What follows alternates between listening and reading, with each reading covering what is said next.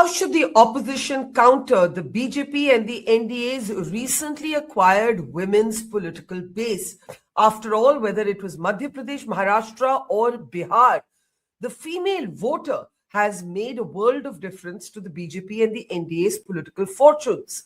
Now comes this prescription from Dr. Sanjaya Baru, senior journalist, author, editor, and also former media advisor to Manmohan Singh.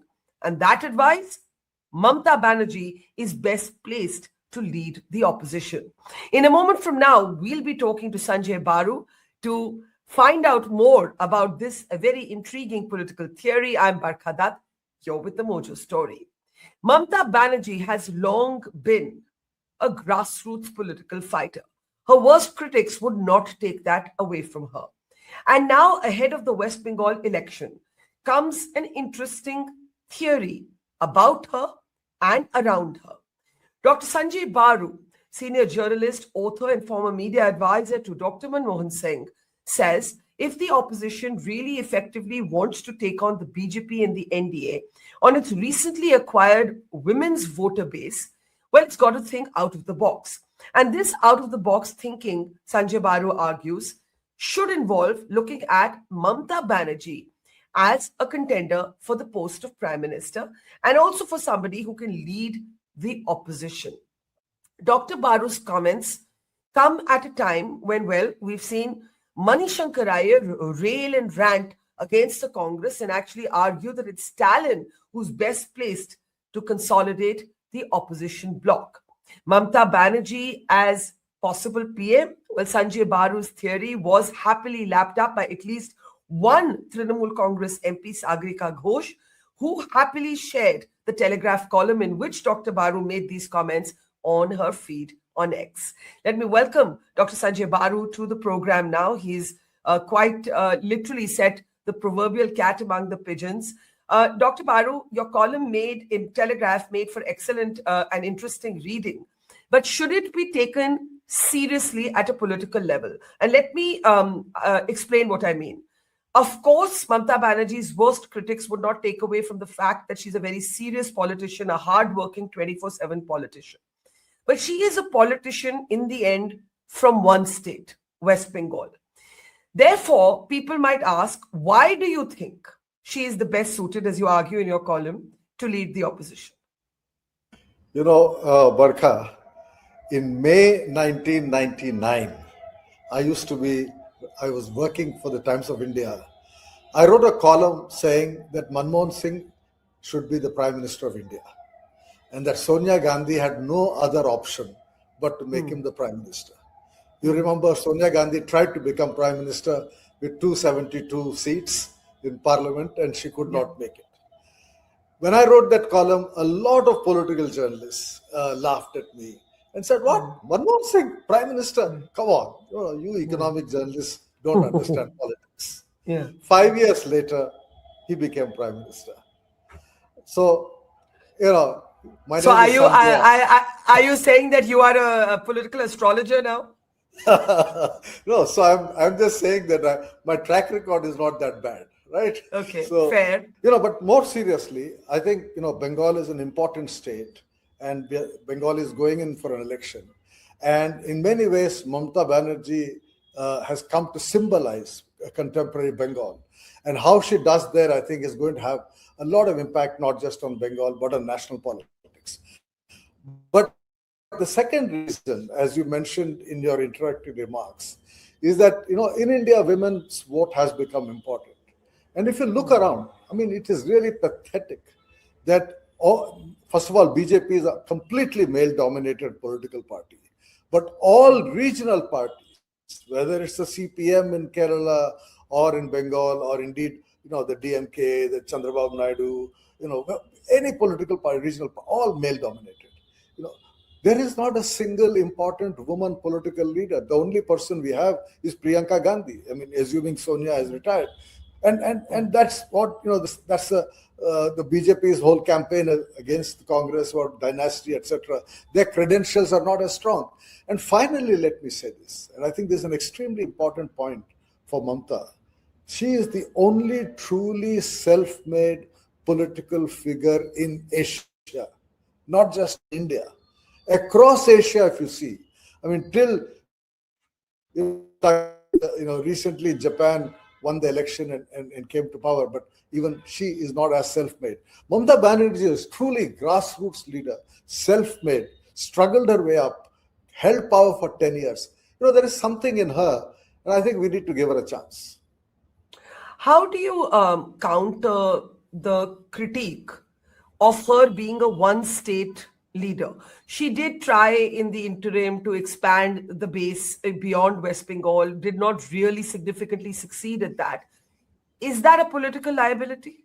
Well, Narendra Modi was a one-state leader in 2013, right? I mean, he had to fight Lal Krishna Advani and take over the party. But Narasimha Rao was not a national leader. Manmohan Singh was not a national leader. The fact is that we are no longer in the era of single-party dominance. I mean, Narendra Modi, the BJP lost the election in 2024. They got 240 seats. I cannot imagine that with this kind of record now, in this term, in 2029, they would get more than 240. They'll probably be below 240. So we are looking at a coalition government. Next time around 2029, we are looking at a coalition government. And coalition governments, can throw up regional leaders and offer them the top job. Another argument that you make, and I'll come back to your forecast for 2029 in just a bit, but another argument you make in your column is that the Rahul Gandhi, Mallikarjun, Kharge model of power distribution is a redux of the Sonia Manmohan model. And having seen that one really closely, you're saying this isn't working this time around. There are questions over whether it worked the first time around as well. Can you elaborate on that? You see, Rahul Gandhi has worked very hard. I mean, with this Padayatra and the last 5 years, he's really worked very hard and shown some energy in his politics. But I don't think he has really captured the imagination of the moment in this country, where being a grassroots politician, a self-made politician, has become important. And I think that is something which is, the charisma of the family is no longer that important. You have new generation of voters who are not going to vote for the Congress because this is the party of Nehru, Indira Gandhi, Rajiv Gandhi. That history doesn't weigh that heavily.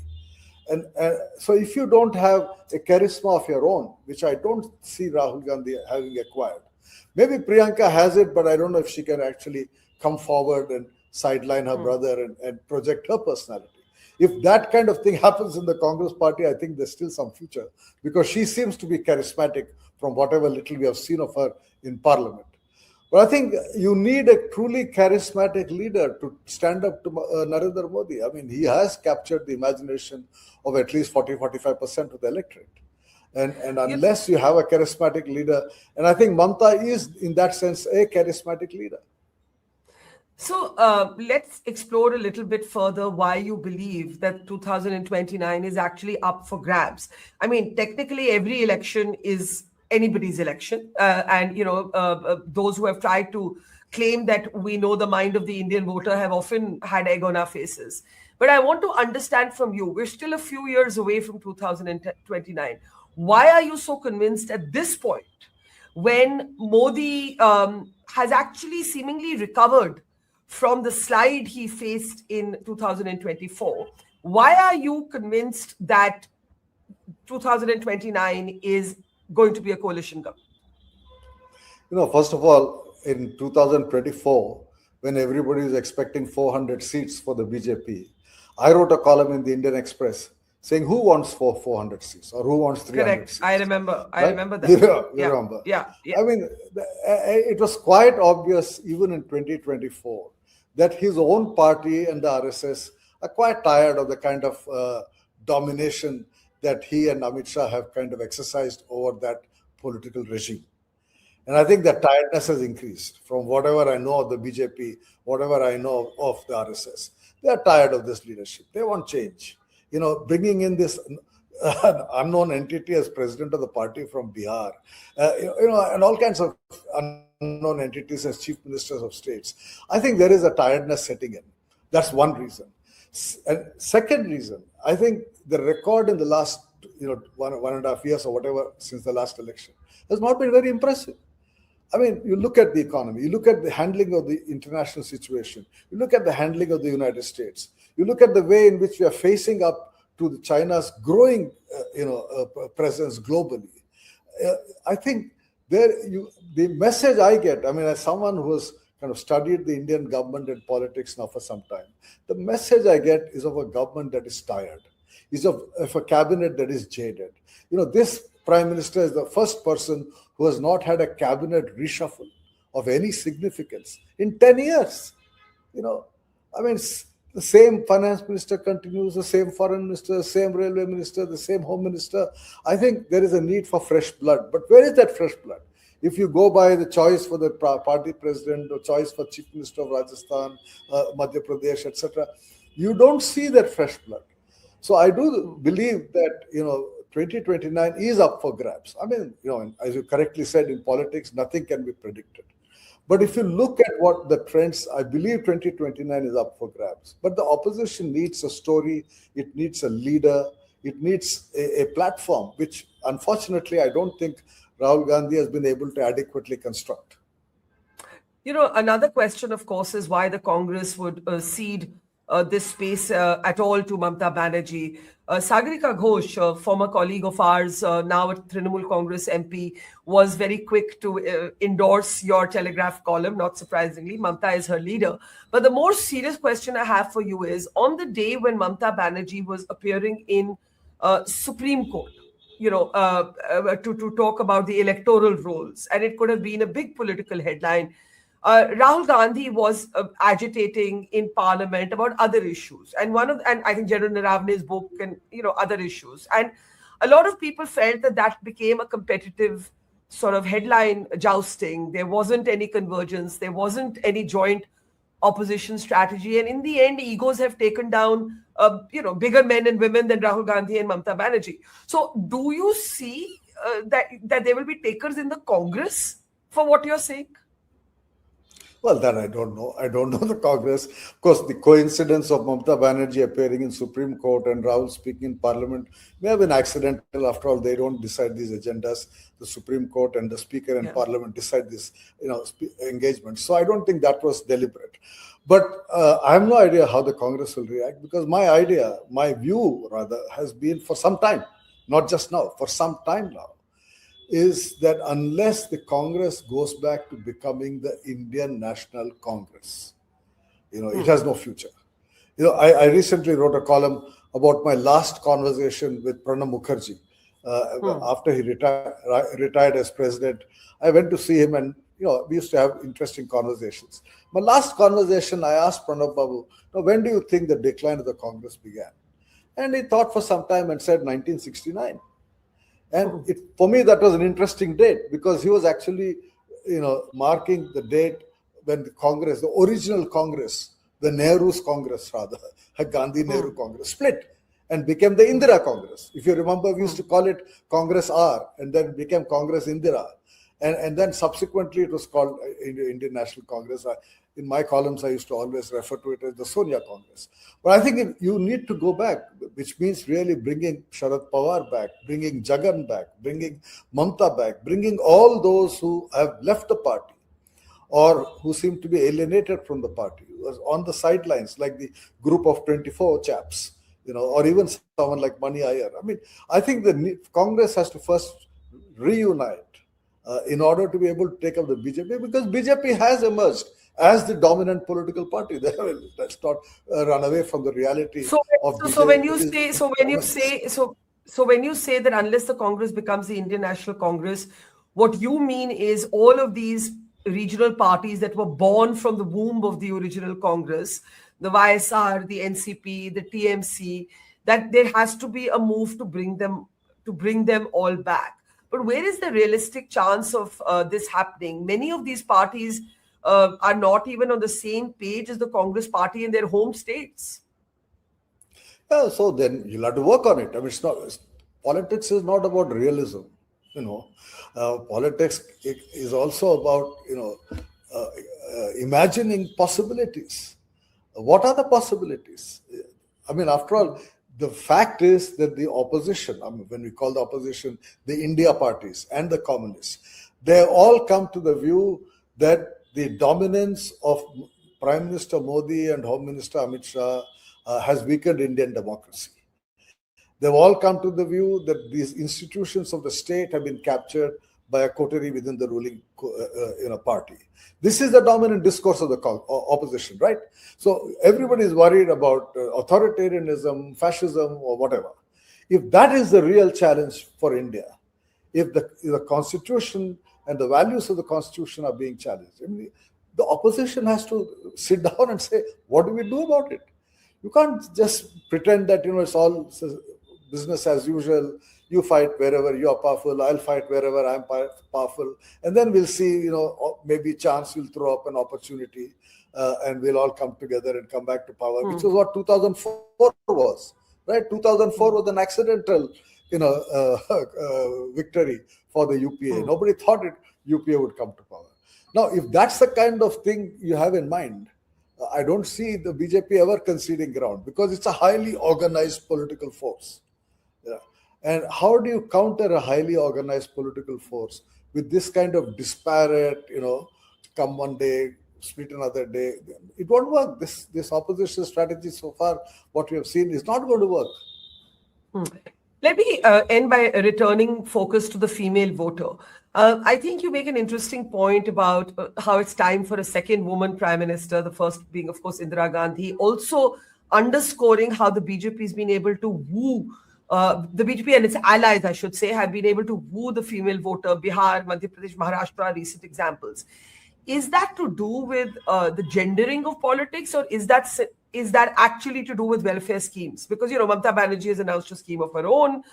There has been a clear targeting of, these schemes vis-a-vis the female voter. So what is it really about when we talk about the female voter?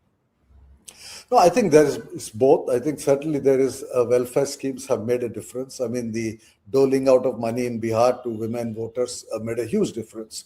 So welfare schemes and spending money, the subsidies, etc., have made a difference.